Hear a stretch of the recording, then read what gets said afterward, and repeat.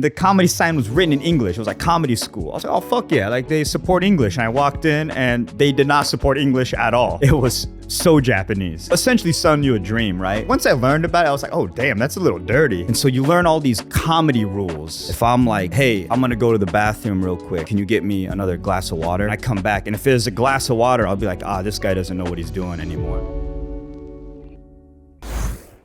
Thanks for joining us on Unpacking Japan, proudly produced by our team at Zen Studio with the long-standing support of Zen Group. To keep these weekly stories coming, please consider subscribing. It's the best way to support the show and really makes a difference. And now, let's get into it.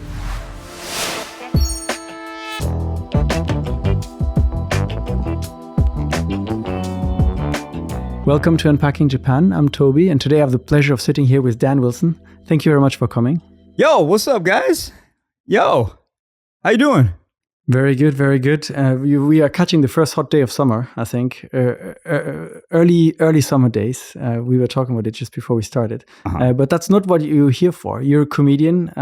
You play a lot of stand-up here across Japan and soon overseas, already overseas a little bit with the Monsters of Tokyo. Yeah. And aside from that, you also have two podcasts where you do a lot of Japanese and English kind of language teaching on Badonkadonk with your partner, and then you also have another podcast where you are by yourself walking the streets of Tokyo and beyond, sharing some interesting language tips for people that are eager to learn. Thank you very much for coming. Before we start into all things comedy and what you do with your work, I'm curious to kind of know a little bit more about yourself, because I know you were actually born in Japan, but then quickly moved to the States, to Arizona. Yo, Toby, that's a good intro. Thank you. Yeah, this guy did his homework. Yeah, a little bit. Damn. A little bit. Okay. Very nice. I'm busy, man. You gotta pay me more to be out here. You know what I'm saying? Shit. So wait, what was the question? You were born in Japan, but soon moved to the United States, to Arizona. What was it like for you? I think you moved at an age where you kind of already get a sense for your environment. You already go to school, preschool, maybe have some first friends, and suddenly you move overseas to the States. What was it like for you? Nah, dude. So I was born in Japan, a small town called Kasugai near Nagoya. And I moved to America before I had a consciousness. Okay.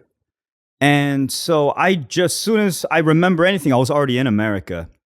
Until I was like 16 or something, I thought I was born in America. Oh. Yeah, I also thought I was Mexican. You thought you were Mexican? Yeah, I just hung out with all the Mexicans in Arizona, and they just, took me in as one of their own. And then when I was like 16, my mom's like, no, you were born in Japan. I was like, what? So, yeah. What was that like for you, this kind of revelation of, actually? I started watching anime. Yeah, started learning more about the culture. It's good.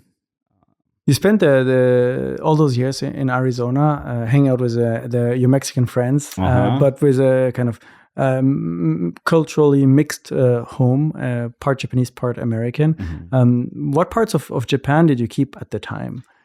Ooh, yo, we did the no shoes in the house rule, but me and my dad and my brother, we never followed that. Yeah, this is something I never understood. Whenever I see like YouTube channels in the States or TV channels and such, people wear the shoes indoors everywhere, even when they go and sit on the bed. It's disgusting. That's one thing I've realized after moving here is Japan's got that correct, 100%.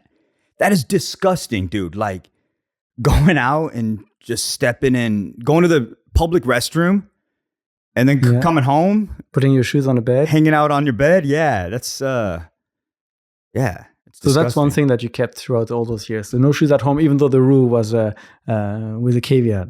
Yeah, my mom, that's essentially when she would go into Japanese. So my mom didn't grow up speaking English. So like English is her second language. And she was trying to learn English growing up. So she never took me I didn't go to Japanese school. She never spoke to me so much in Japanese until I entered the house with shoes on, and she would just crush me in Japanese. Yeah. My first word was like, "Kura!" Probably something like that. And yeah, man. So the typical, you forget like one thing in the house, like your hat or your sunglasses. And then You try to tippy toe by, and the Asians, the Japanese people, they got like a little sensor or something. They could smell when you come in with the shoes on.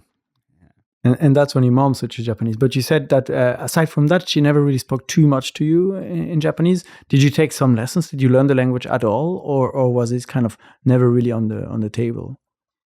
Didn't learn growing up. I still can't read. I'm illiterate, man. I'm like a homeless person, out there. Like, they can speak English, but you put like a newspaper in front of them and they can't read. So I'm illiterate still.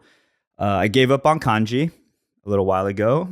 And my first Japanese school, any type of schooling, was the comedy school, the Watanabe Entertainment Comedy School I went to when I moved back out here to Tokyo. We'll talk about that in a little bit, because I think that's a very interesting part of your life. So, but I want to understand then, if you grew up in Arizona, have that household that is still mostly focused on the American side, I understand, a little bit of Japanese when the shoes were on in the household, but generally, like, there was not too much emphasis on, okay, you need to keep these aspects of Japanese culture, because I know sometimes some parents, they want to put a lot of effort on kind of having both. At 16, you realize you were actually born in Japan. Is that when the kind of interest in maybe moving back and exploring the country here kind of started with you? Yeah, my dad doesn't like Japanese food. And so I had a Japanese mom who never spoke Japanese and would just cook tacos for dinner. Yeah, she didn't. I didn't have miso soup. Wow. Never sushi. Yeah, she was cooking Mexican food for my dad growing up. So that definitely, when I found out, or after college, graduating, I was still trying to figure out what I wanted to do, and I was like, I want to learn about my mom's culture. Mm-hmm. I got to go to Tokyo for my first time, and so that's definitely had a lot to learn. A lot I wanted to learn about my mom's culture. Was this your first trip then, or did you have a chance to kind of come back and forth to visit your family a little bit here near Nagoya? Or I got some family in Nagoya, Kasugai. Yeah, shout out to Sada Oji-chan and Oba-chan. What's up? It's the final Oba-chan is out in Kasugai, so I'm trying to visit her as much as possible. I don't know, Japanese people, she'll probably be alive for another 200 years.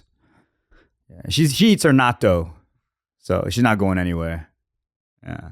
So coming back a little bit, but then at some point you decide you want to explore the culture a little bit and see for yourself. So you go to Tokyo. And did you figure out what you wanted to do in Japan at the time, or did you just want to kind of get closer to the culture? Yeah, I had no idea what I wanted to do. It's going to sound kind of lame, but it was a little bit of soul searching. Mm-hmm. Yeah, it wasn't like to be a comedian or anything.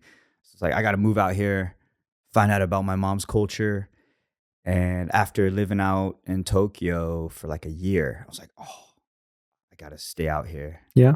Yeah. 'Cause I moved around in America quite a bit, Arizona, high school in Connecticut, college in Colorado. So I've seen the States a good amount. And after, I lied, maybe even 3 months in Tokyo, I was like, I got to make a living out here somehow. What aspects of this early life in Tokyo made you want to stay? Dude, being able to walk around outside while drinking beers. I'm not even joking. I love sampoing, just taking a stroll and exploring the city while drinking brews. Just ice cold brews. Because in the States you have the brown paper bag, and that is also not allowed, I think. Maybe in some states, I don't know actually. Yeah, it's like that mutual respect with the cop. Like, he's got to make a move if he sees you're drinking alcohol. So it's kind of like I'm at least making some effort to hide it. And he's like, all right, I'll ignore that one. But out here, yeah. Freedom. I could drink at cops. It's great. So one big change, like, okay, I want to continue doing this a little bit longer. And you stay in Japan. But you mentioned that it wasn't a time which you were thinking of doing any sort of comedy up until that point. When did that idea come to mind that maybe it's something you want to explore further? Because, as you mentioned, you did go to the Watanabe Comedy School, which is a big commitment to the craft in a way. So, when did you start kind of considering that as a career option for yourself? Yeah, when I was out here in Tokyo, I was kind of open to whatever, right? I was soul searching. And anytime I would make a Japanese friend and he would invite me to anything, I would be like, yeah, let's do it. And I had a homie invite me to a Japanese show. And I was like, whoa, I've never seen a live Japanese show. Oh, like a live TV show where you kind of sit behind the camera or just... like Manzai or like konto, like like sketch comedy kind of thing. But just Japanese comedy live, right? Not a TV set. Okay. And I was like, holy shit, like I forgot that this is a profession, right? And then all these things started clicking where, I played soccer my whole life. And even in school, I wasn't necessarily like stand up in front of everyone and like be loud and be funny, but I was really always, I guess, naturally good at, or what I ended up doing is I'd always make the people near me laugh. Like something's going on and I would just like say something and just crush it. And I was like, oh yeah, dude, I forgot being funny is an art form and you can get paid. And that ended up being, it was a Watanabe comedy show. Okay. And then just through there, I did some research and I was living in Nakameguro at the time. And the comedy school was literally next door. Convenient. Yeah, and the comedy sign was written in English. It was like comedy school. I was like, oh, fuck yeah. Like they support English. And I walked in and they did not support English at all. It was so Japanese. So, and kind of tracing back too, it really all like kind of came into place because, I moved around a bit in America. And when I told, my buddies, or when they found out on Instagram or something, I'm doing comedy, no one was surprised was the thing. And that kind of made me happy, to be honest. Yeah, they're like, oh no, that sounds about right. But I'm naturally super shy. Like I don't like standing up in front of people. But when it's like for work, I was like, oh shit, I could totally do this.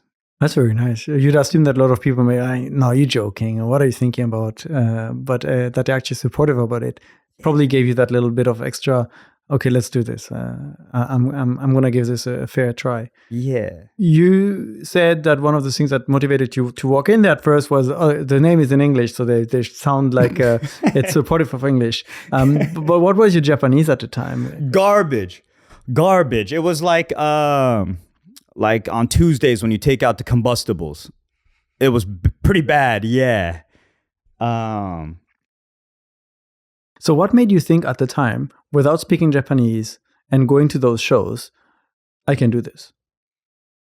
Man, I maybe I don't think too far ahead. I think it was something like, little Daniel was like, yo, I think when you know, right? It's kind of like that like gut feeling. And just walking into there and just like standing up in front of people and like trying to be funny. I was like, oh shit. Like I just knew right away. I was like, oh, I want to pursue this. I want to get better at this. It's really fun. And, a lot of the things tied together of, like playing soccer, I was like, shit. Like I always did like, in the locker room, stand up in the middle and just like do something dumb, right? Like hide my wiener and just like be like, hey, has anyone seen my dick? Like just dumb, like locker room bro humor. So there was a little bit of me that was already there for sure, to entertain, my friends and people. And in Arizona, there was this little shop called New Tokyo. I don't know if it's still around, but in Phoenix, Arizona, there was a New Tokyo. And that was the only store that had VHS, like Japanese dramas, comedy, anime, all that from Japan without subtitles, just purely, just original versions. Just originals from there. And my mom would go there like once a month and I'd roll with her. And that was when I first watch Japanese comedy, but I didn't know what they were saying. But by any chance, Toby, do you know um uh shit, hold on, I'm losing it. I'm glad you're losing it, because every time someone on the show asks me, do you know this? And I'm like, I'm not so sure. And then the comment section, what, she doesn't know this. Shimura Ken, COVID got him, rest in peace. Damn. Holy shit, Bakatono. Yeah. You know Bakatono? I know that. Hell yeah. There we go. And so that was my first introduction to Japanese comedy. I didn't even know it was comedy at the time. I didn't know what he was saying, but I was like, damn, they still do whiteface over there. That's pretty crazy. And And I found out who Shimura Ken is later in comedy school. I started doing my homework. I didn't know those other guys that are around him are like Dacho Kurabu. They're also other comedians. It's like, oh, it's like his whole like little gang of, Japanese comedians, and they're doing this funny show. So, Watanabe Comedy School. Yeah. When I watch stand-up, mostly English stand-up or French, most people don't come from a comedy background. Maybe some people have done like theater and a little bit of stage work, but nobody studies comedy. What's it like? What is a comedy school? You go in there, you apply, you get accepted. How do you teach comedy? Yeah, Japanese people need school to become funny, apparently. Nah, I know the business side of it. Once I learned about it, I was like, oh, damn, that's a little dirty. Essentially selling you a dream, right? And like through our school, you get the connections to get onto TV, and social media is kind of changing the game now. You don't need to be like signed to like this Yoshimoto, Watanabe, all the big agencies anymore. Because in Japan, as opposed to most places in the US where maybe people are like independently coming on stage and they go from smaller to bigger stage depending on how popular they get. Here, it's like a network that is companies have their TV rights and they produce comedy shows. And if you want to be a comedian, you go there because there's nowhere else, right?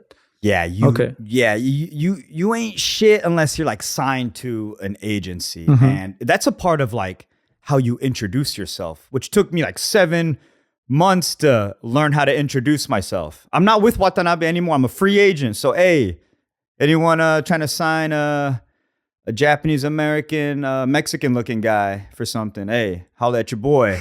But that like, I'm not Watanabe anymore. But like my introduction would be like, Ohayou gozaimasu, go aisatsu yoroshii deshou ka? Which means, would it be acceptable for me to introduce myself?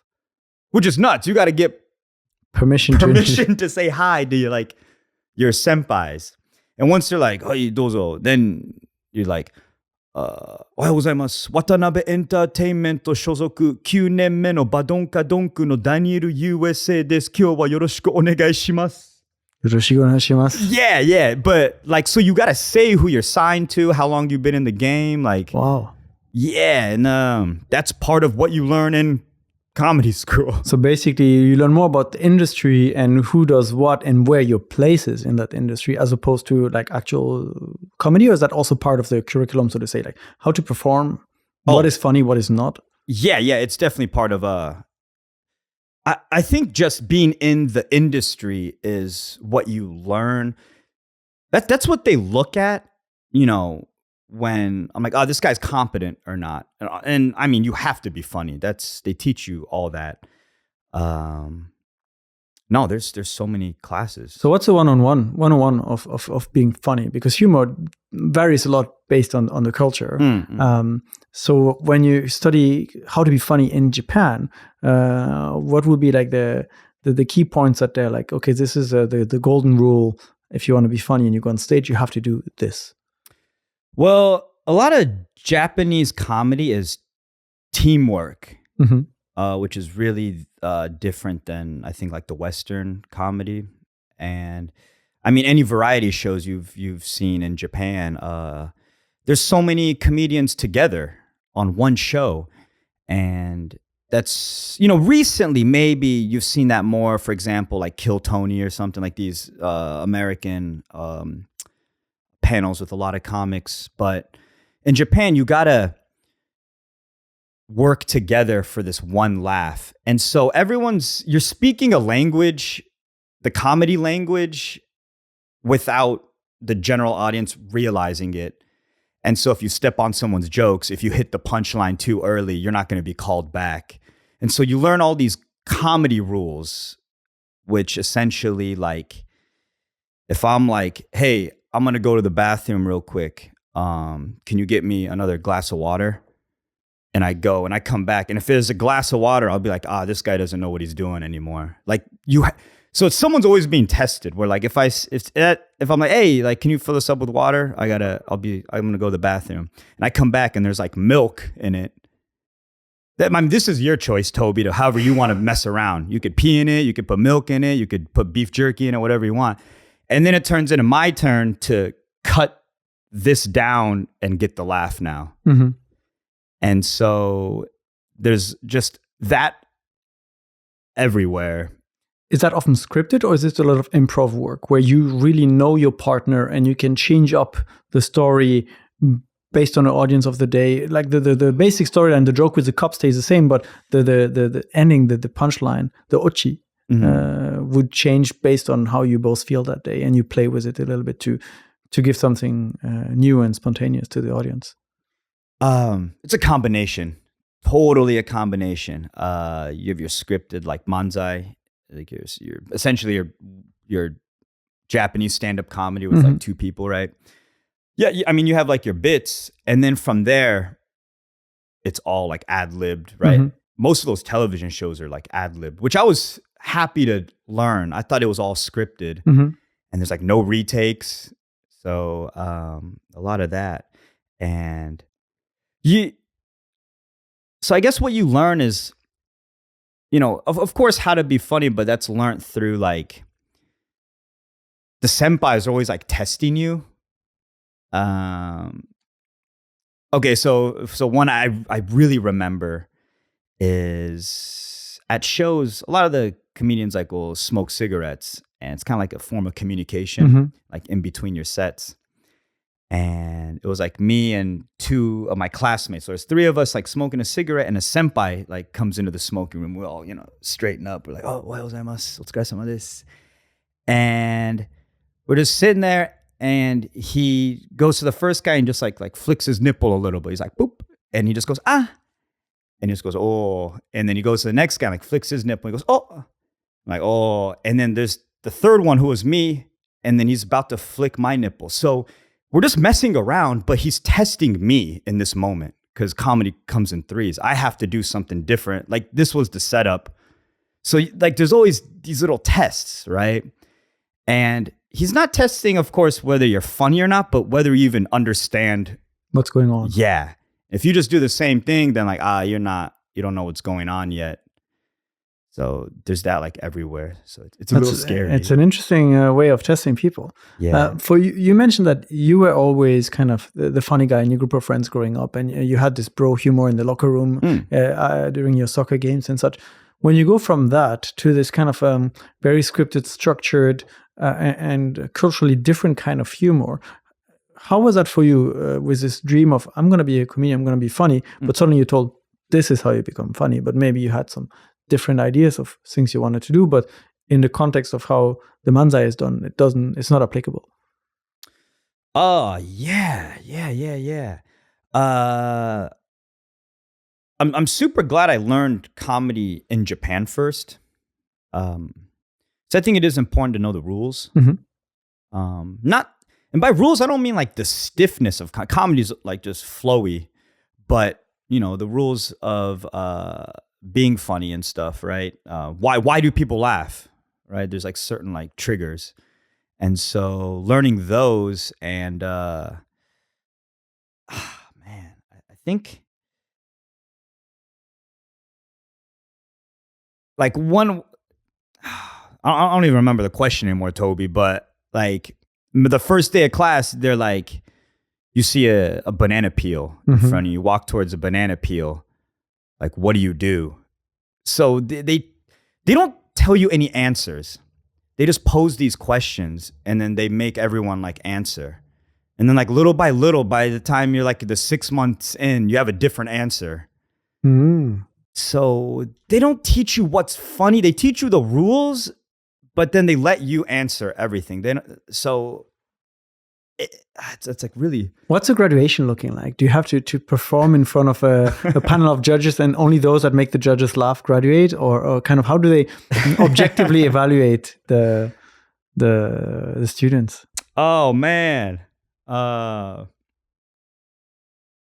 Yeah, dude, this is like a whole so essentially it's like a year and a half, year long audition, essentially. At least at Watanabe. Every half year a new class comes in, Mm-hmm. and you have like a year and a half length full thing. And to graduate, there's all these rules. You got to attend like 95% of the classes. All your senseis have to be like, yeah, he participated. He knows what's going on. And then after all that, all the agents, because it tunnels into like when you're signed. Just because you graduate doesn't mean you're signed to Watanabe, by the way. And then all the agents are there. I mean, if they've seen your act, because for a year and a half, you're doing shows every month, right? But for the final graduation one, there's a big show. And there's rankings through the whole year, which is so Japanese. Like rankings among the students of top of the class, bottom. And I could get into how that ranking is done later, but and so there's a big show, and essentially the agents, whether they see yen signs in you or not, like as an investment, is this guy going to make us money? Is he funny? And so in my class, I think there was around like 200 or 300. You have to audition to even get to that, but I think only like 22 kids got signed. That's very, very little from. Yeah. And I imagine the school is also maybe not free. No. And you need to dedicate a lot of time as well. Yeah. Your boy got signed, you know what I'm saying? Yeah, but it's like a college athletics. Some people got like full rides. There were scholarships. Because there's like daigakse owarai like groups, like college.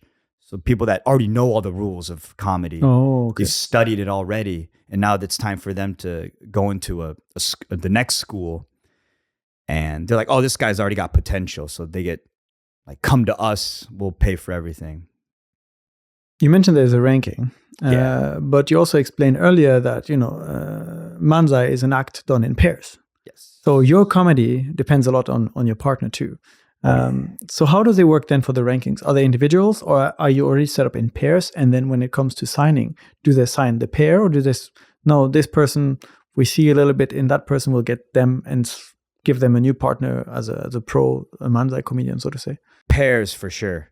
They don't decide who you pair with at all. It's all on you. Yeah. So first day of class, you have to kind of see and judge who you would kind of have a good alchemy with and kind of work with. And yes. Yo, so some kids that come into already are paired up. Oh, they've been a kombi, a Manzai combination for years. They're coming in. And other people look for a partner there, right? There's like aikata sagashi days where you try to find a partner. It's like speed dating. It's literally speed dating, but you have to just be funny the whole time. Yeah, it's terrible. And but at first, if you don't have a partner, you got to go up on stage and do what you think is funny. So people, you're like auditioning for your peers in a sense as well, to get like picked, I guess, or to have some choosing who you want to, who you vibe with, I guess. How did you find your partner? Yeah, I didn't know these rules yet. I didn't even know what Manzai was. All I watched was Bakatono, this Japanese guy doing whiteface, running around a castle. And so I didn't know the art form of Manzai yet. And this, like after like a week of classes, this girl in my class just approaches me. She's like, hey, do you want to be my comedy partner? I was like, yeah, sure. And when I said yes, I didn't know it was forever. the heaviest what I was agreeing to. Yeah, it's not some like little fling where you can like change comedy partners. We'll be partners this week, and next week we try someone else. No, it is a lifelong commitment. It's honestly like a marriage. It's exactly like a Japanese marriage. At this point, she handles all the money. She doesn't listen to me, and of course, we don't have sex. So exactly like a Japanese marriage. So that's the beginning of Badonkadonk. Yeah, but so that was my. I don't know if you've seen the Badonkadonk podcast. Yeah, it's in Japanese. a little bit. So that girl is my comedy partner. We met at comedy school like 11 years ago now, 10 years ago. Yeah. How do you decide on the name Badonkadonk? Everyone thinks it was me. Badonkadonku, just a big old booty. And it was actually her that chose it, surprisingly. She just likes the, Japanese people love this like, igokochi-ii. Igokochi-ii, どうやって言うのかな? Like how things sound. Yeah, the rhythm within the wording and phonetics as well. Yeah, just how it sounds, the cadence of it, and it's got a flow to it. Badonkadonk. Yeah, badonkadonku. She was like, "Oh yeah, let's go with that." I was like, "Shit, all right, let's do it." So yeah, that's how that. So she asks you, you agree, unbeknownst to what you're actually agreeing to. Yeah. And then you have to figure out how to do comedy as a pair. How do you go on about that? What's the process like for you to still be doing this 10 years later together? Because I imagine it's not something easy, and a lot of combis break up, so to say, or kind of, this is just not working, let's go our separate ways. Yeah, that's the... Yeah, that's also what you learn at the comedy school, I think, is to just learn how to eat shit. Like, I feel like that's one of the first lessons is you're taught how, because everyone enters thinking they're funny, right? Like, or else you don't even enter. But yeah, it teaches you how not funny you are. It's like a reset. It's like, okay, now you're going to learn. Yeah. They make you stand up there. And they have like the scariest, like old Japanese guys. They don't smoke cigarettes anymore, but maybe if like dramas, you've seen like a long table, like an audition, just like old guys like staring at you. And you're up there doing the funniest shit you got. And they're just dead face. And like, all right, next. And so you like build up this tolerance of like, I'm nothing. Yeah. And them saying, all right, next doesn't necessarily mean you were bad. It's just like they don't want to show you anything. They let you work and marinate a little bit. Yeah. Wow. And then after, a few years, you're like, oh, I think that guy cracked a smile there for a second. That guy was kind of digging it.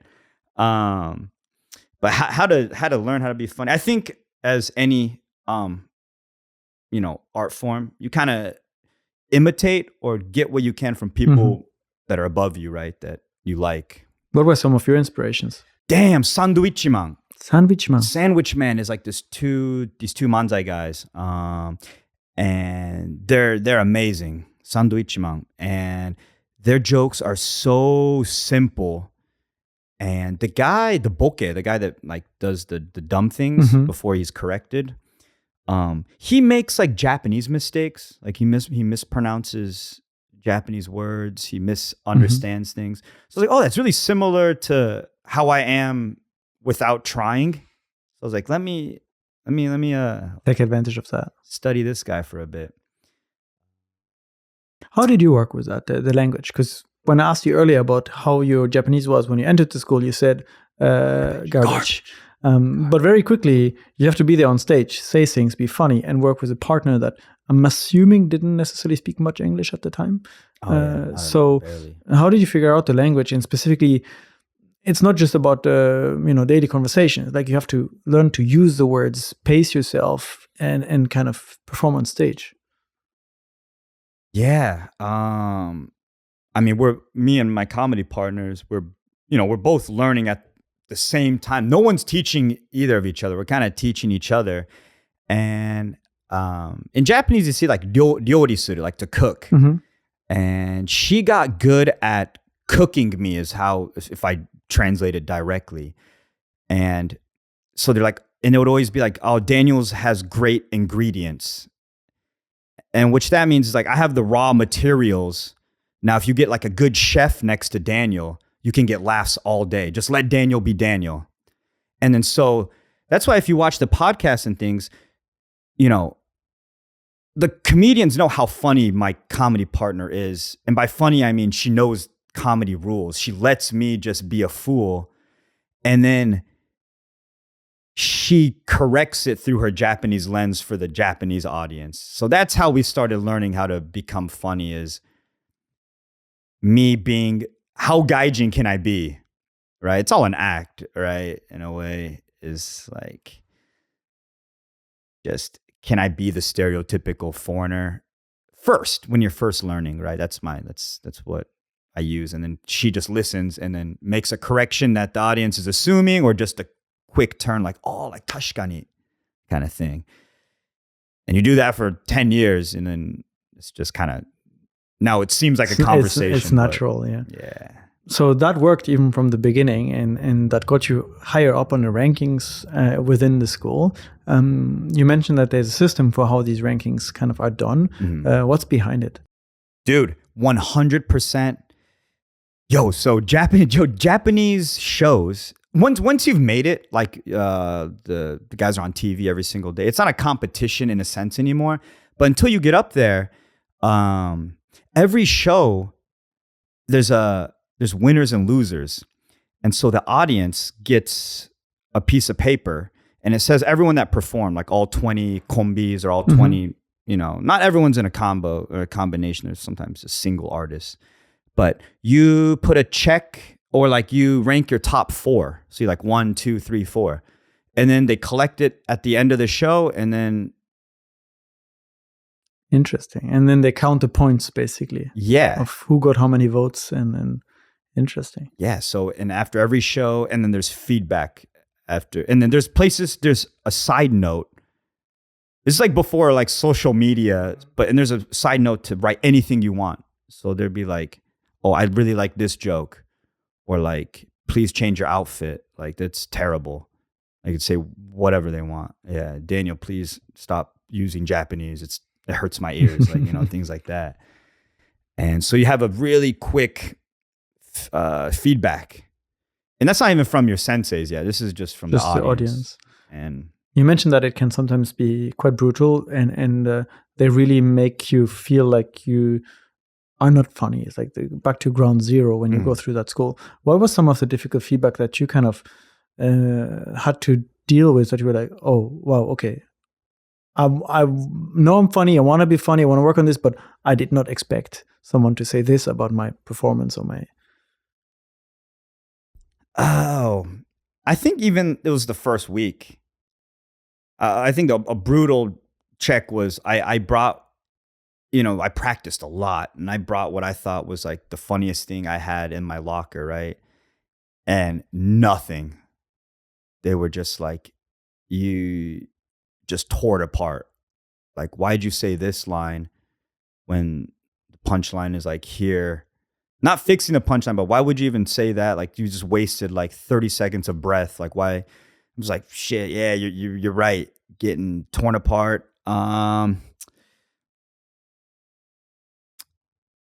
must really want it when you get that kind of feedback, and you still want to go forward. Oh, and I'm sick, dude, for sure. I'm totally sick in the head. So you go from there, and a year and a half later, you get signed. One of the 22 of 300 students, together with your partner from Badong. Is that how are you in that moment? Is it you get a letter and so it's like, oh, we made it. We go on stage. It's like, oh, now it's the beginning. It's like back to the starting line. Yeah, that's finally the starting line. Yeah, which is, I was like, oh no, I'm at the starting line now. Fuck. But also what you were asking about, like the brutalness of it. It took me a long time to learn. I'm still learning, obviously, but it was because I grew up in America, and so my sense of humor and what I watched growing up is like in the 90s, right? For me, it was like all these kind of like dirty things. I don't know if you know Toby, but maybe like American Pie, like Road Trip, like Jay and Silent Bob. Later on, it was more like, you know, like Pineapple Express, Step Brothers, but kind of like just dirty humor. And I don't know if you know this about Japanese television, but no dirty jokes, like no politics. Family friendly. You got to make 3-year-olds laugh and 95-year-olds laugh with the same jokes. Without touching on politics and without touching on... Your chin-chin. Yeah. And so all of a sudden, everything that I thought was funny is thrown out the window. And then so it's like, wait, what the I didn't like, what's funny again? And you start learning just by messing up for so long that, oh, that got a giggle. Why? And it's only when I started putting myself, learning Japanese, learning more about Japan is when I really started to learn how to become funny, because anything I do has to be through the Japanese person's lens, right? It's like, in this situation, what would they laugh at if an American did this? And then I'm at the start, not what I think is funny. There's a complete kind of change of mindset that you had to work on over the years. Yeah. When you get to that starting line of being signed, what happens? You're no longer in school. You're a signed combi. Does it mean you suddenly have like a regular TV appearances? You go on shows? What exactly does it mean to be signed? Ooh, yeah, you're on their payroll now. You're shozoku. You can say Watanabe Entertainment or shozoku. You're signed now, right? Not like I just graduated from the school. You're signed. They start sending you to auditions, TV auditions, right? As under their umbrella of the agency. And I think that's essentially like the big perk, or the reason why you're signed there, is you get sent to these auditions. And just like in comedy school, each month there's the agency's comedy show. And so each month you have to have a whole new sketch or whatever material you're doing. So we had to write a whole new bit every once a month for like 10 years straight. Wow, that's a lot. You can't redo any material. You can do like little jokes, but the setting and everything has to be different. So you have to practice a lot of writing. Yeah. and you said you gave up on kanji. Yo, you should see my notebook, man. It's romaji. It's alphabets, but in Japanese. Yeah. So 1 bit per month, and for all these shows and performances, and you get sent to all these auditions, and hopefully, basically, some TV show picks you up for this or that, and that's how you kind of go up the ranks of Manzai little by little. It's exactly. What were you dreaming of at the time? What was your kind of personal goal on that journey? Dude, my personal goal, man, I was trying to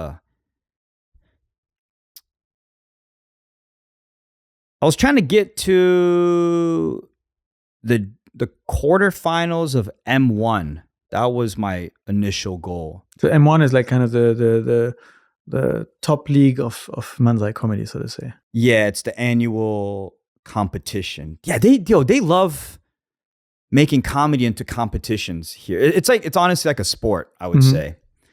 There's always a clear winner and loser. And yeah, M1 is like, some people will disagree, but it's like the pinnacle. If you win M1, you're labeled pretty much like the funniest person in Japan, combi in Japan for that year, and you got everything, all sponsorships, television, whatever's rolling in. Yeah. When we talked to Nick, Nick, yeah, he said, and I'm paraphrasing here, something along the lines of, the goal of Manzai is to stop doing Manzai, in the sense that you want to go that far up that you get picked up for commercials and such, but that you don't have to do this grind of doing those monthly shows, all the small performances, all the auditions, but that you kind of get so far on top of that ladder from N1 that you can make a living from all the things that are around it, and don't have to do that. Would you agree with that? I in a sense, I really like Manzai. I really enjoy it. I think the grind is real. So for instance, like, the once a month show at Watanabe, that's like your main one. That's where television producers, the people that matter in the industry are there to watch. So you want to do well here, but you're not just going to go there and try your material for the first time. So for that whole month, you're doing these tiny little shows, working on your one bit for this show. And so I think that's what he means by that grind. And then, but once you're at that level, you don't need to be doing, you already know what's funny. So you can be on all these TV shows without going through like testing material like for 6 days a week. So yeah, in a sense, Nick is right where, you know. So you wanted to make it to the quarterfinals of M1. How far did you make it? Quarterfinals. So you reached. No, I fell before that. The Sankaisen, the third round. Around there, yeah. But you made it quite far then on that over a few years of practicing, doing the rounds, doing the shows. Yeah. M1. That's crazy. Yo, you should try it. Anyone could go in there. I'm not a funny person. I don't think I will have the humor it takes to make it anywhere close to. Nah, man. Maybe I'll have to go to Watanabe Comedy School first and learn the rules. I don't know if I recommend that, but yeah, there's different avenues now for sure. Nah, you got some good ingredients, man. You just need a good chef next to you, and yeah, I need a chef. You're good to go, man. I'll be the bouquet maybe. Yeah, dude, you got it, man. So on that journey, a lot of things changed. Yeah. Social media developed. Things kind of started becoming public, being shared very fast. And you were explaining how a lot of the rankings are done by people just signing the papers in the audience. How has social media affected what's popular, who's popular when those clips are being shared, and who goes viral? Because I imagine that maybe a larger public might react and engage with a video of maybe a combi or a single person not even making it anywhere close to M1. And suddenly for the TV channels and the agencies who are looking for the dollar signs, they're like, oh, wait a second, maybe we don't want to work with the school anymore, we need to pick up that person. But our system right now only allows people from the school or whatnot. How has social media impacted the comedy? Yeah, it's turned it upside down, to be honest. When I was first in comedy school,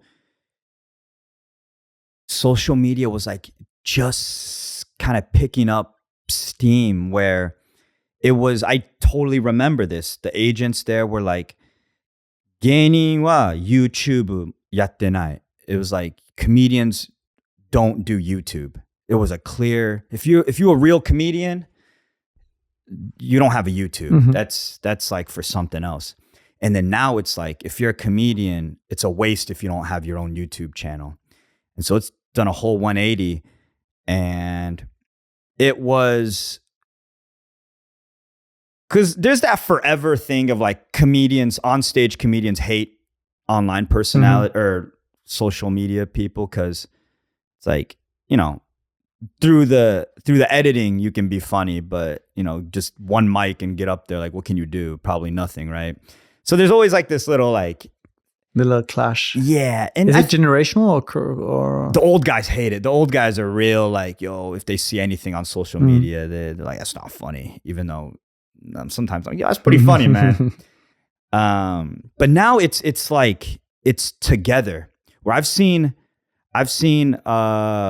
people that are like, they're both really funny, but the one that got the job was his social media following. So it's really intertwined now. And one thing that's a little bit different about at least America and Japan, I've realized, is Japanese comedians it's not part of their culture yet to show their material on social media. They don't show too much Manzai or anything, where in America it's post your stand-up clips. And I think it's a little bit of that respect thing, because they think it's disrespectful for the people that go there and pay for it when you can just look at it online for free. They try to separate it a little bit. It's a different experience, I would say, though. Seeing someone live with the energy that person brings on stage, the attitude, the character, the persona, versus seeing a clip that I might watch on a train back home, which is funny, but probably quite a different experience. Yeah, that's my argument. I'm like, yeah, dude, even though it's the same joke or whatever, I mean, being there and the order of how you brought it there is different. And for the artists, I imagine as well, a possible different stream of income. If you fill a stage, you have a limited amount of seats you can sell, and you get a fixed share of whatever goes into the pot. But on social media, your stage is infinite, right? Yeah. The more people you have watching, and that allows you to continue working on your craft and performing. Yeah, it's interesting. Well, I mean, I guess that's the competing business model that the agencies and the older people maybe have an issue with. Yeah, and I think I'm still, this is like my area right now is um, doing different stuff for social media and online. Like online, or I mean, on stage, right? It's like stand-up comedy or like Manzai or just, maybe even the podcast. But online, because it's online, do I do something else? So I teach Japanese, like I teach English, these like slang words and things. I created this character and I wasn't expecting that to go like kind of viral. And that has nothing to do with my on stage performance, Daniel. I just created this weird sensei that like teaches dirty stuff like in the streets. And because that did well, like during my set, like I'm doing stand-up comedy, like guys will just be like, "Hey, yo, teach me some Japanese." Like in the middle of my set, I'm like, "Fuck's sake, this character I created is like destroying my life." But so there's a Daniel, and then there's a Manzai Daniel, and then there's a street comedian, dirty slang. How do you balance these three? Yeah, I'm a deep guy, I got a lot of layers to this onion, and how do I balance it? I'm working on that. Yeah, alcohol, beers help. The beers you can drink freely on the streets of Japan, as opposed to Yeah. When you gave us your Japanese introduction earlier on how you introduced yourself as a comedian, you said "kyunenme." So 9th year, I imagine. So you made it that way, that far. What changes when you get to the 9th year or so of being as such an agency, and you become the senpai of many younger comedians? Does your role in the agency or as a combi change and evolve with that kind of rank, so to say, or did you not see that much change? Oh, nah, it changes for sure. Japanese loves the hierarchy system of, and by the way, that stuff isn't your actual age. It's how long you've been signed to the company. Yeah, so 9th year in the company. Yeah, I mean, I left like 2 years ago because of social media and there was some clashing a little bit. But essentially, yeah, I think I left like my 9th year there, and yeah, there's like child actors, right? That are, because Watanabe is not just comedy. They actors, singers, everything. There's some child actors. They're like like 12 now, and they're my senpai, and I'm like, "Ohayou gozaimasu, yoroshiku onegaishimasu." And then right after, I'm like, "Yo, fuck that kid." Like I'm gonna be bowing to some 12-year-old kid, but they're always nice. They know the older guys don't have to do that, but your role does change how you feel pressure. Because there's just this funnel of new comics just coming through you blink 1 second and there's like a whole new crop of like funny kid. They're all funny. They're always funny. By the time you graduate and you're signed, like no one's not funny, right? And you're like, shit, I'm already in my 8th year. And like, it's like, I always felt the pressure's good. And it's cute. It's cute because in Japanese comedy, it's like the underlings are like, "Nomi ni tsurete kudasai." And the golden rule is the senpais always pay for, in the comedy world, there's strict rules of the senpais always pay. And so when you're a kohai, when you're younger, you go to your favorite senpai, someone you look up to, and you're like, "Please take me out drinking." So you like pick their brain and like, learn more from them now. And so it's I liked it when like the younger kid would like ask me to go drink. I'm like, "All right, so you like dick jokes? Word. Let's go get some beers." But yeah. But you said the pressure is mounting because more and more comedians are coming in.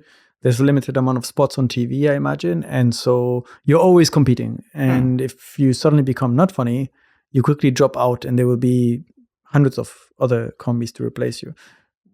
The way you phrased like, "Oh, I'm in my 8th year," I imagine you started thinking about what's next and you started building your following as well on social media with your other personas. But you're a combi, right? You have a partner at that time. How does it go for you to kind of decide to maybe not be signed anymore with Watanabe and go independent, which you are now?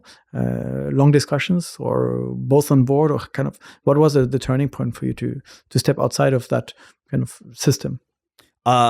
Social media, 1000%. Like I said, at first, Watanabe was don't do social media. And then now it's like, you do it. And it ended up being where I was getting jobs through social media now. And Watanabe still took 50%. 50. Nothing to do with me getting the job, but because I'm signed to them, anything I would get, they're like, oh, 50% of that paycheck. And then the balance ended up being like, I was getting more. It ended up me being like, stop taking my money. And I was like, yo, what am I like asking for? I'm like, yeah, that's kind of whack. Like, what kind of man am I, like begging someone, not like find me more work, like please get me more money, but like, please like stop taking my money. I'm like, something's off here. And we had these like long chats, several meetings over a long time. And surprisingly enough, like because of social media, they were trying to branch out to like the Western audience too. Yoshimoto's done really well at it. Where they're like, hey, how do we make Watanabe? Because they have an online presence now too. Like, how do we, reach out to the Western audience? And in Watanabe, there's only like actual like real gaijins like me, Ike from Choshinjuku, and Atsugiri Jason, why Japanese people. So us three were with Watanabe. I think them two are still there.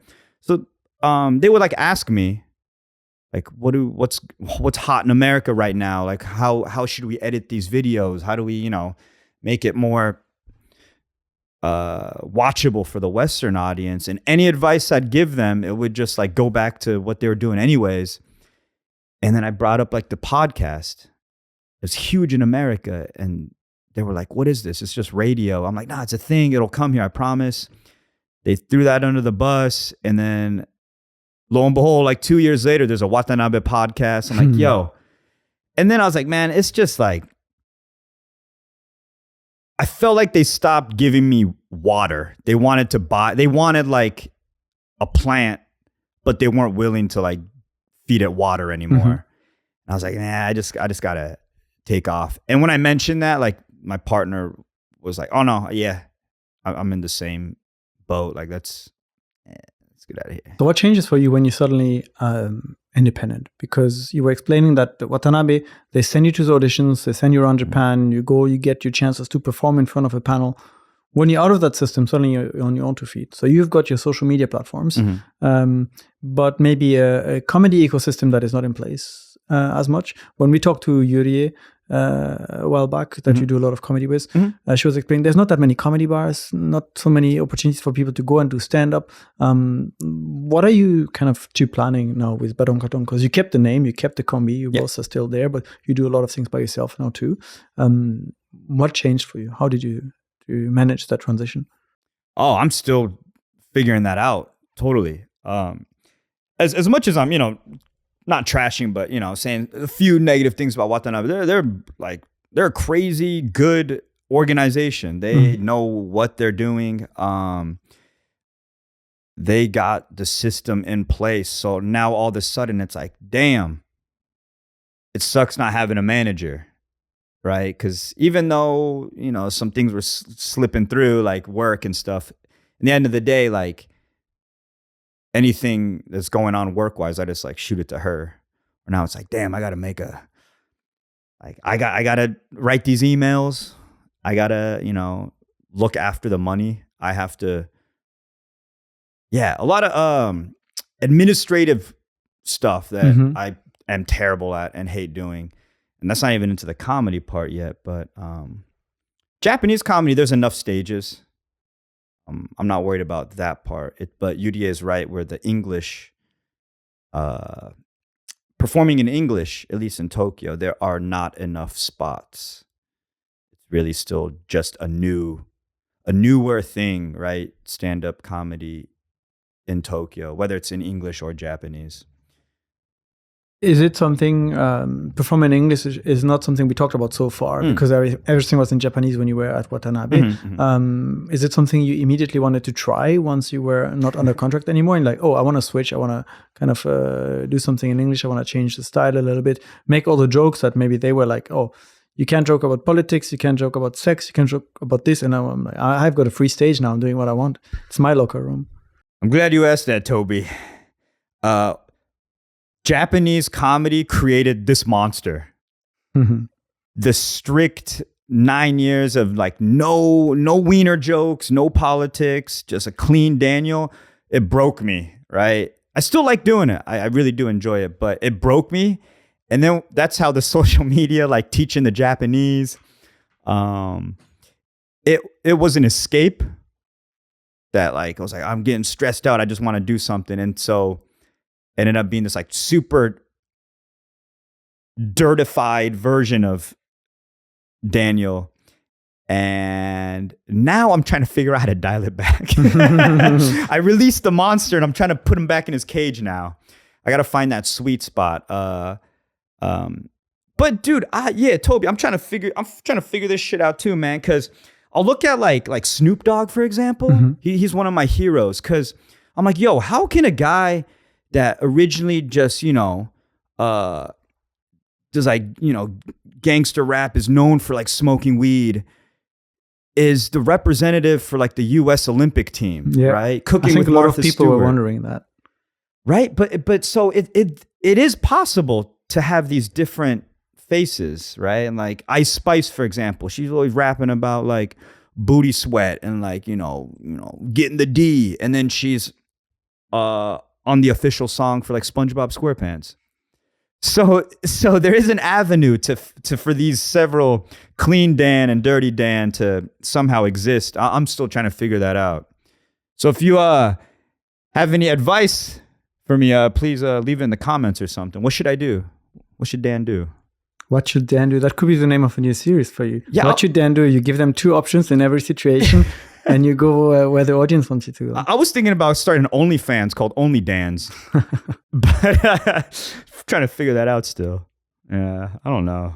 So there are some stages, English stages, Japanese stages. You have more freedom with your humor, so you go the complete opposite side of what you were allowed to do before. Mm-hmm. I imagine the crowds, the audiences were quite different as well. Was it for you then kind of a space you had to relearn a little bit how to work with those crowds, how to bring that new humor to the table? Or had you learned enough about the rules of comedy that it was a natural process for you to just try something different? No.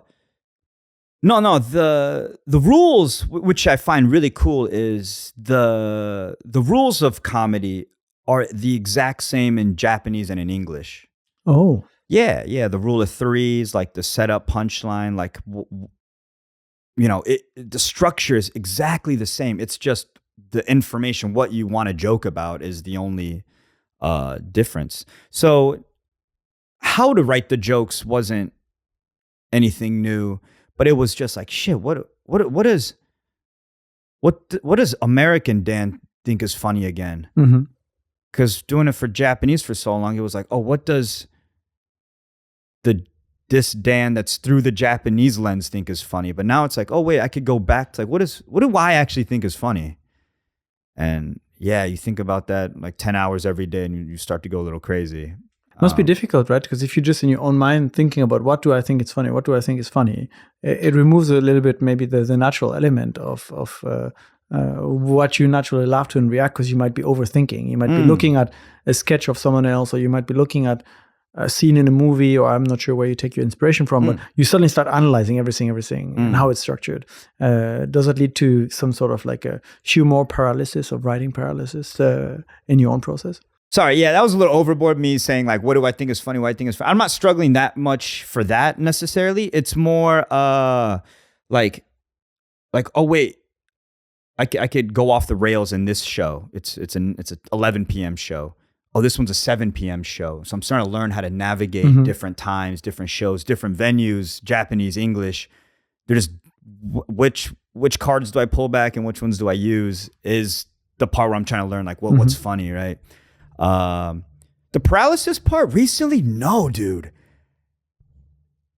Me putting in the work, writing a little bit, get lazy sometimes, but the right now there's so much going on, and I think my situation of what was going on, we've been talking about, is like funny to me. Is like, but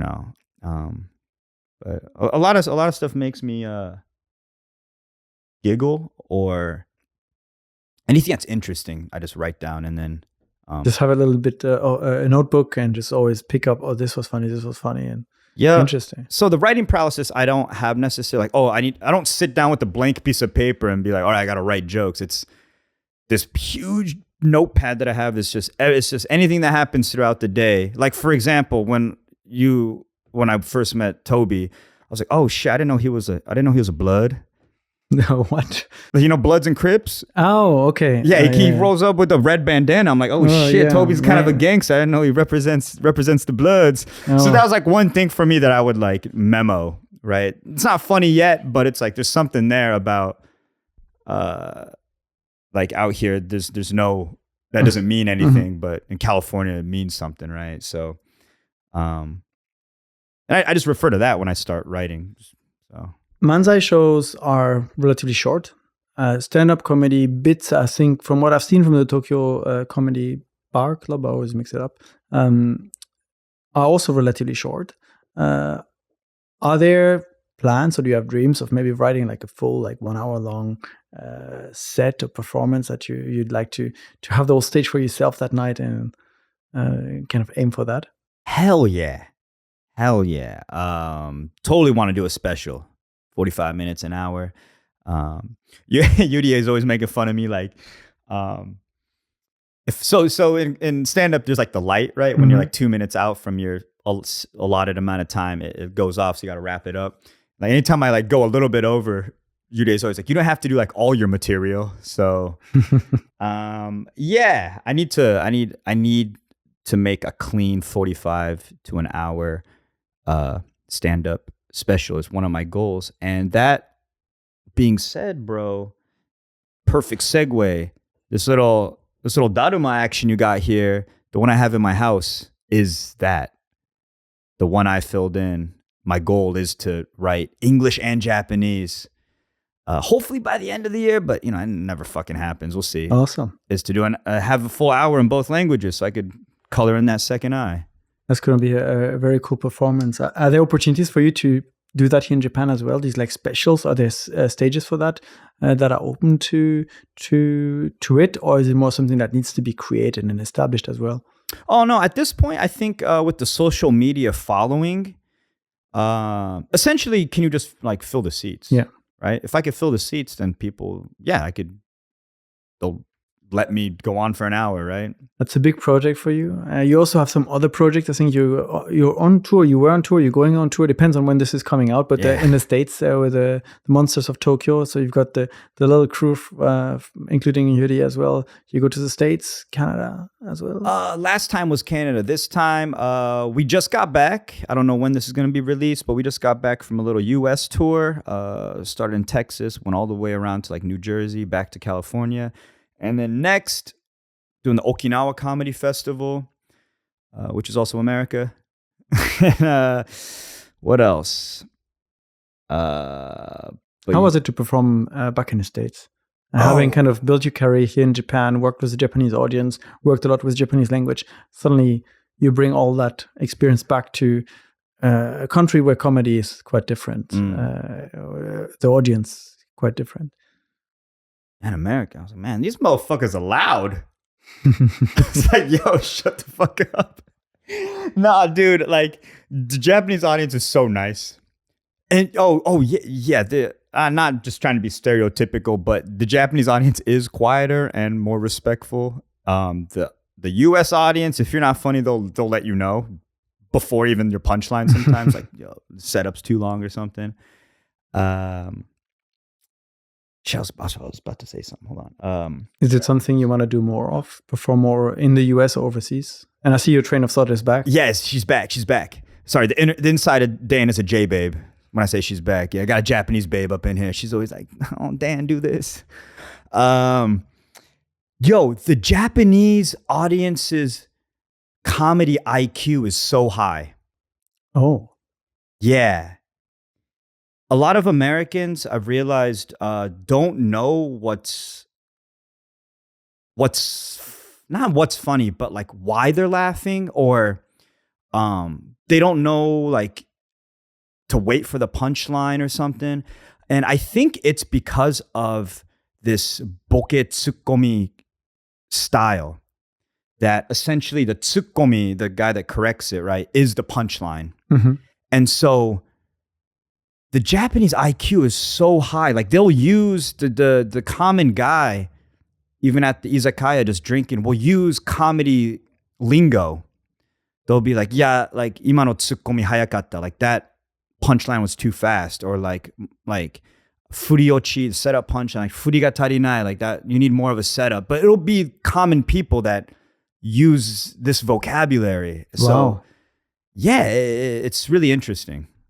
And in the States, it's more like a group effect. When people think it's funny, someone starts laughing, other people laugh along, but it's not necessarily clear what are they laughing at and why they're laughing.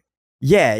I feel like the general person isn't sitting there like, okay, there's the setup where here comes the punchline, boom, I like it or I don't like it. Where Japanese people can do that, or they watch like that a lot of the times, like especially Manzai or certain shows.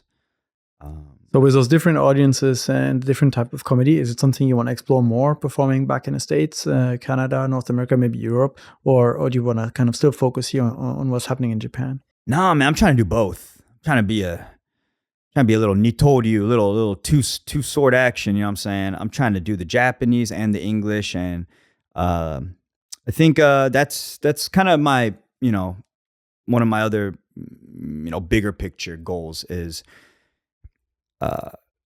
being able to do comedy in both languages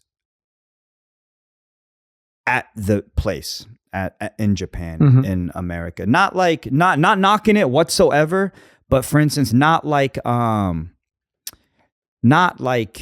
remember I have a pen, I have a pineapple, apple pen, you know what I'm saying?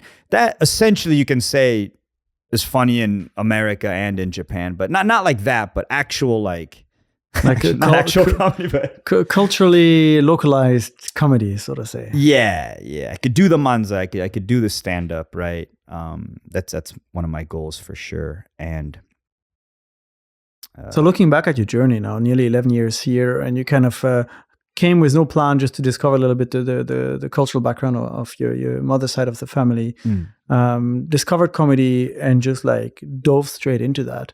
How you look back at your experience here in Japan? Have you kind of found in a way what you were looking for, and kind of found a place you want to establish yourself, or are you still discovering a lot of things every day?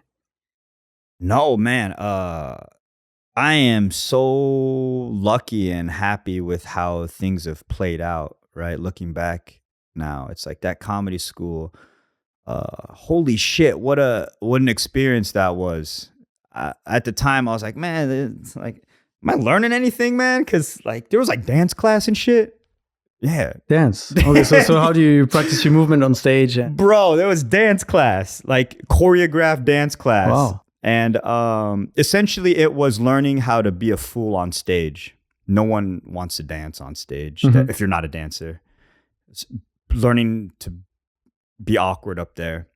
But yeah, man, because a lot of my English material now is using that material. Comedy school stuff. Yo, I did comedy school in Japan, man. Like, everyone's like, well, what the fuck is that like, right? And so I didn't know that was going to be my material for now. And just this comedy journey is amazing. And I'm still learning all the time. Yeah. And still enjoying your sampo with the beer in the evening, and the Tokyo summer nights that are coming up. Some things never change. Some things never change. For sure. Dan, we covered a lot of topics. Yeah. A lot of your journey. Do you feel like there's anything that you would have liked to bring up and talk about that we didn't really get into? Yeah. We talked about comedy school, stuff we never talked about. Yeah, I guess the J-Babes. The J-Babes. The J-Babes. Yeah. You said that this is now a big part of your comedy, and that the school, the Manzai, kind of created that in you. How did you kind of go with that direction? How did the J-Babes and all the other things surrounding them become such a pillar in your current kind of acts and performances, and also your content online? Yeah, because I don't know, maybe you got it from the short interview, but I love drinking beers. I love going out and meeting people, talking to people. And when I first moved to Japan, yeah, like I didn't speak Japanese, but I'd go out drinking, and the Japanese, salaryman are so nice. And at night, man, it's like when you're drunk and like I was like, "Yo, can you teach me some Japanese?" They would say the nastiest stuff. But it was the best time. We'd all be laughing. I'd teach them something nasty. They'd teach me, and then I just realized, I'm like, yo, that's a form of like entertainment and like kind of educational. And so that's how that started, and that's how the J Babes started. That's how. How does that work online? Because I would say it's a category of humor that in today's social media world can often lead to controversies. People might say it's inappropriate, even though it's humor, but some people might disagree. And I imagine that based on that content, you've got a very specific kind of target audience. It goes back a little bit maybe to the locker room bro humor that you grew up with in your soccer days. But how does it work for you as a comedian when you put that work out there? And you said yourself, it's a character. And you drew inspiration from your interactions with all the salarymen. But once it's out there and it's public, people don't always have the full context in the kind of short clips. How do you navigate that and the response you get? Oh man, I ignore the comments, but nah, man. So hopefully people are listening to this. That'd be great, so they get some more context on this character. But one thing that people don't notice or realize is that it hasn't been taken down, and I actually in all those videos I never say a bad word. Mm-hmm. I don't say, I'm going to say it here, you can bleep it out later. I don't say ochinchin. I don't say like oppai.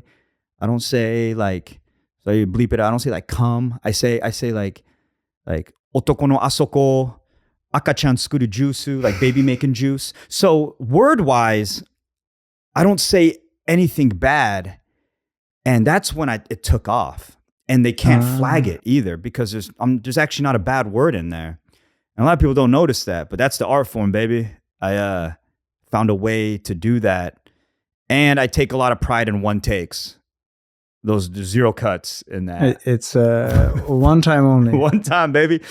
And the other thing, so I said I ignore the comments, but sometimes like I'll see a few and it's like Japanese guys are like, stop disrespecting Japan. And like, it's like, I'm not creating these vocabulary words. These are known words that I'm just like explaining in a certain way.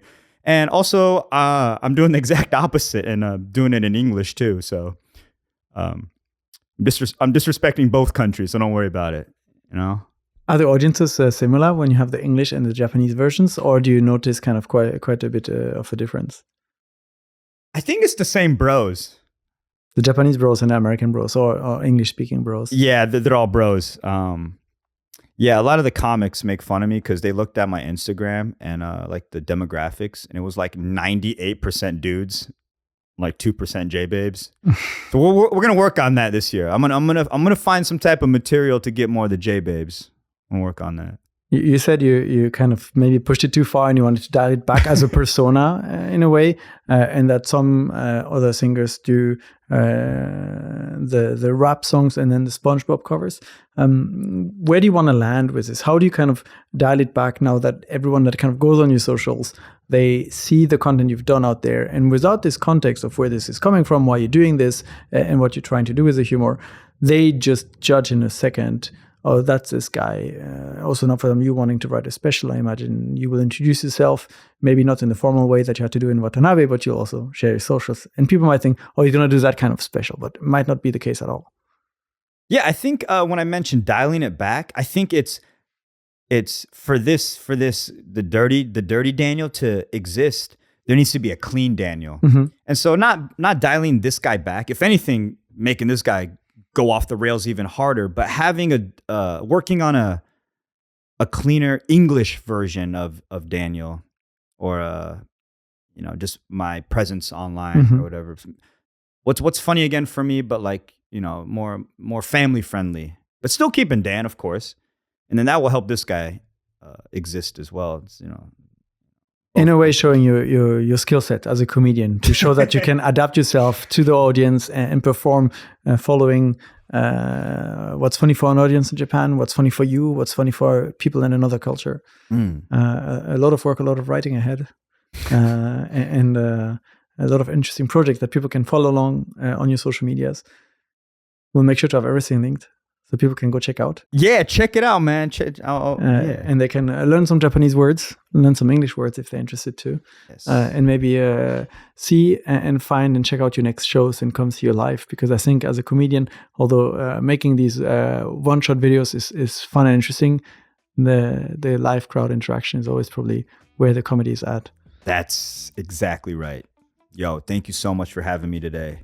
It was my pleasure. It was really interesting to learn more about how this all works, what you learn, and kind of where this took you on this long journey. And hopefully people will go and enjoy and have fun with your sketches, your skits, and soon your special that we will be able to see. We'll hold you accountable for that and see when it comes out and make sure people can go check it out. Thank you everyone for listening and watching. This was Unpacking Japan, and we will see you in the next episode. Take care. Peace out. What a journey. Hey, thank you. No, my pleasure. Thank you. Can I have these? Thanks for sticking with us until the end. If you haven't already, please consider subscribing to Unpacking Japan. It's the best way to help us grow and ensures we can keep bringing you these deep dives every week. Till next time, take care.